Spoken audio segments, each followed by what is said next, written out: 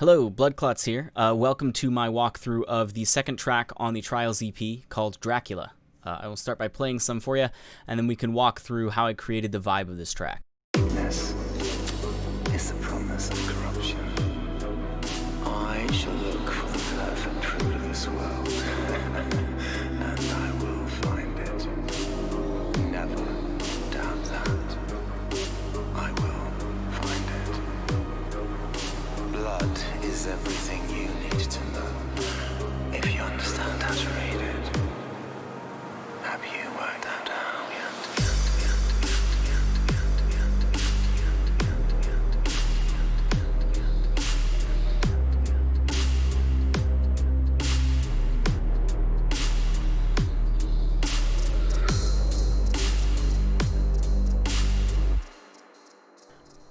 Okay, so as you can tell, it's a pretty minimal and empty track, but it doesn't feel like it's not going anywhere, which is personally the problem that I end up seeing with a lot of minimal tracks.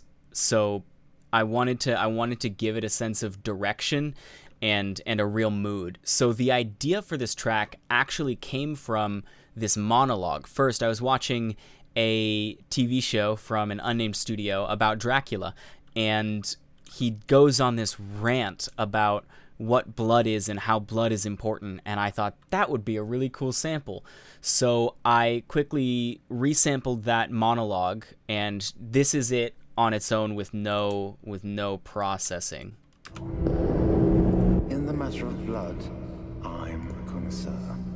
Blood is lives. Blood is testimony. The testimony of everyone I've ever destroyed flows in my veins. I will choose with care who joins them now. So I thought it was a really cool speech. So I grabbed it, cleaned it up a little bit, throw a compressor on there. I'm a connoisseur. Make it nice and loud. Make sure it's not clipping anywhere. You know, a little bit of lower end push for anything that's down there. A bit of a weird delay between the left and right. So they're different speeds, and then they're even sped up from half or triplet. In the matter of blood, I'm a connoisseur. Blood. Just gives it that sort of very bouncy feeling, and then a bunch of really long reverb. I mean, like real long reverb to make it sound like he's up close. He's right in your ear.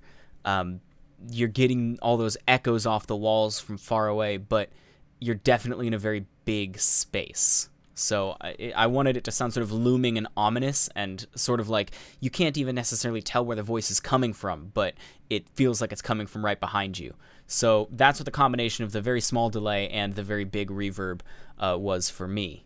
I also grabbed this little cello from the intro of that scene. There's a bit where he walks in and it just does a nice cello. So I just cleaned it up, then pitched it up here. So I made this little riff out of the one sample.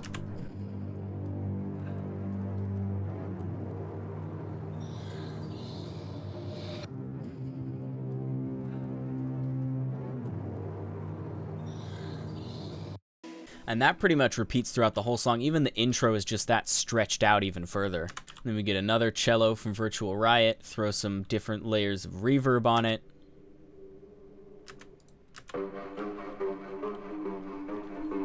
Super simple, just back and forth. We've got a sub that's just following a little bit of what the cello's playing. And then drums that, in all honesty, are too loud. I know they're too loud, but that's fine. Blood. We're just trying to create a background for him to talk over here. So we're creating that sort of something's going on, we're not sure what atmosphere, and just letting him talk over it. And then as we get up towards the drop, there's not even a riser. It's just everything goes away, this sweeps up, and then we're back into it. It's really just about creating empty space for him to talk in. You know, there's not much to focus on except for what he's saying because it's a monologue. So we don't really build up that much, but we just let the elements die out for a second, and then the drop. If you understand how to read it, have you worked out how yet?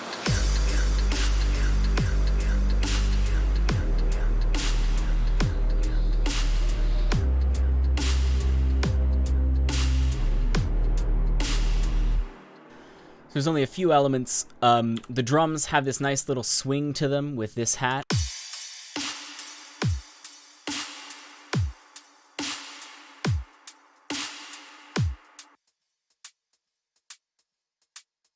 The sub here is pretty undisturbed, honestly. We just do some compression. We increase the overtones on it so you can hear it a lot better.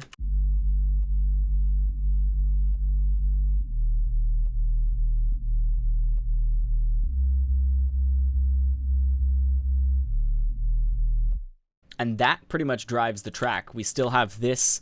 This goes throughout the entire tune. And then the two elements, or three I suppose, that we really add are this sort of bells.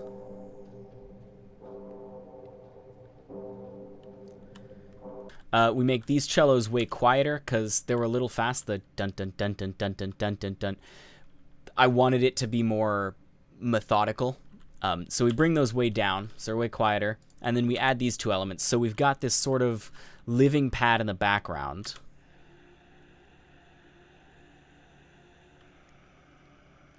It's halfway between wind and breath.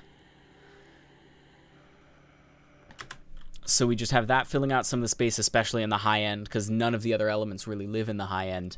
And then this horn, which is Omnisphere, and then the same cathedral reverb with a massive decay. Right now it's 21 seconds. It's just an Omnisphere horn, so it sounds like so. It's even called Blood Rush. Perfect. So I took off the echo and everything, the distortion here. No, not you, Alexa. I took these off in the processing here so that I could process it myself and then throw the reverb on afterwards. So it's just that horn, and that horn actually continues for pretty much the whole track after that. I've got this little sound with no delay, sounds like so. It's just a little like click Foley sound that I found in my pack somewhere. With a ton of delay, that will live on for 8 bars. And so it just sort of, again, gives you the feeling of being in a very big space. This lives on for a very long time, and then we do the same delay trick with this and a lower one. The lower one doesn't reverb, so when you hear them together,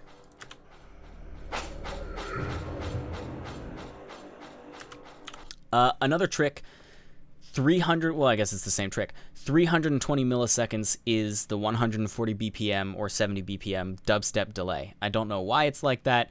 I don't know why that number was chosen, but 320 milliseconds every time gives that just enough off kilter. It's a very like classic older school dubstep amount of delay. So if you're going to be doing a track like this and you want it to sound more authentically old school, 320 milliseconds every time. That's the entire drop. It's just that vibe for literally the whole time. You go into the breakdown, which is similar to the intro, but with the horns and with no sub.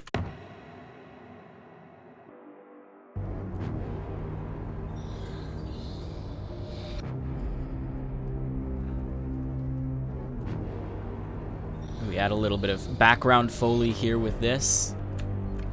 And then we go back into the monologue. And it's the same. I wanted to get a second monologue and have him saying something different, but there wasn't another one that was good enough for me to use. So we do the same monologue. The difference in the second drop is that it has a lot more energy, so you can hear it here. If you understand how to read it, have you worked out how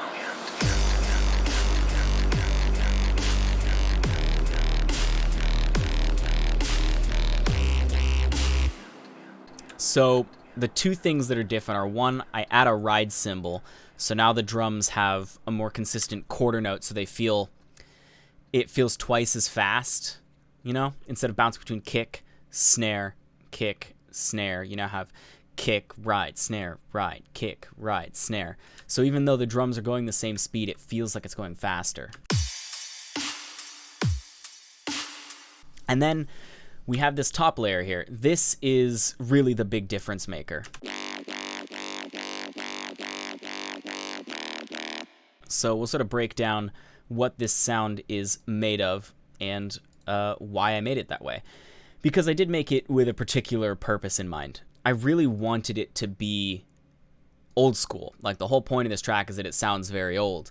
If you didn't know, you can import other wavetables into Serum. So I have all of the massive wavetables here. So there's smooth square, what I'm using on oscillator B, and there's deep throat that I'm using on oscillator A. This is a sound that you could have made in massive, which was the prevalent synth at the time that I'm trying to sound like this track is from. So using FM and asymmetrical and wavetables from them, these are all functions that you could pull off at the time, and techniques like the low pass moving up and down. So it gives it the sort of authenticity that you could replicate, but not as easily. So I'm using the massive wavetables with a good amount of distortion.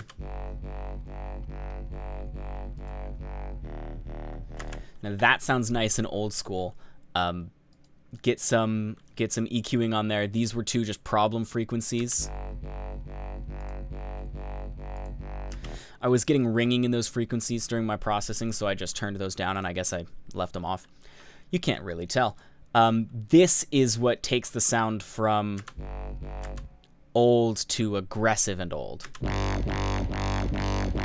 It's really this is the Rusco button. Wave Shaper will absolutely obliterate your sounds. I'm not going to go into necessarily how or why in this video, because this will be way too long.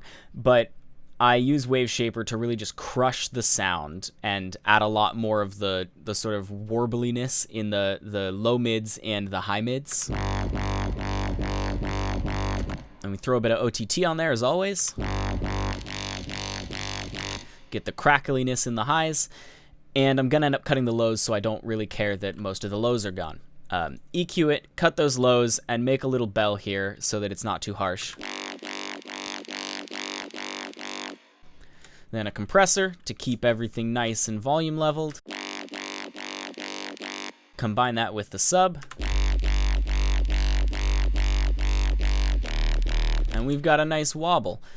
The second half, I wanted to take it back to the slower like it was in the first drop. So I'll play the second half and then I'll show you. Blood.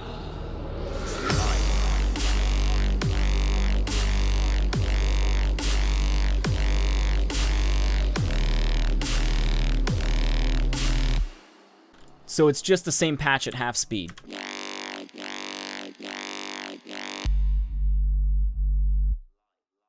The nice thing is take these out to take away a little bit of the pressure that I'm always talking about, the percussions, you know, adding that element of going faster. So I take these out, make it feel slower again, take out every other hi-hat. So now you're just getting the one that's right before the kick or right before the snare.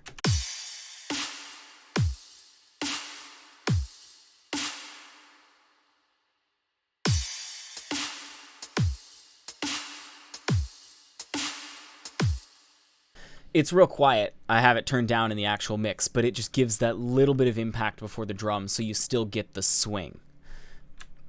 We do that. We mess with the MIDI a little bit in the second half.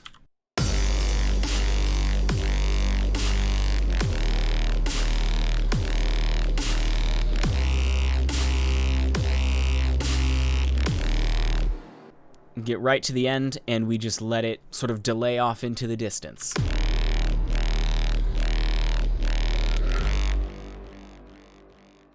There we are. Quite a simple tune, quite a nice sort of atmospheric or old school vibe to what I was going for. And that's really how I would make these tunes. If you're trying to make something like this, just remember, use massive wavetables if you can, or if you would like. I find that it makes it a lot easier to get the old school sound if you're using the old school tools. The only reason I'm not actually using massive is because I don't own it. But if I did, I would just use that. So using as much old school equipment or old school authentic sounds as you can. Minimalism, just some elements like this cello going through the entire track, and not overdoing it. You know, a lot of the time when I try and make something like this, at least, and I've seen from other people when they're trying to make something that sounds old school, they overthink it and they think too modern and they're creating too many layers. This entire track is 19 tracks. So there's less than 20 actual audio tracks in this entire song. You don't need more than that. So hopefully you enjoyed some of this and learned a little bit about how to make a track like this. If you have any questions, feel free to hit me up. If you want to see how I made the other tracks on the Trials EP, I'm making a video for each one, so follow the links in the description or on screen, and I will see you in the next one.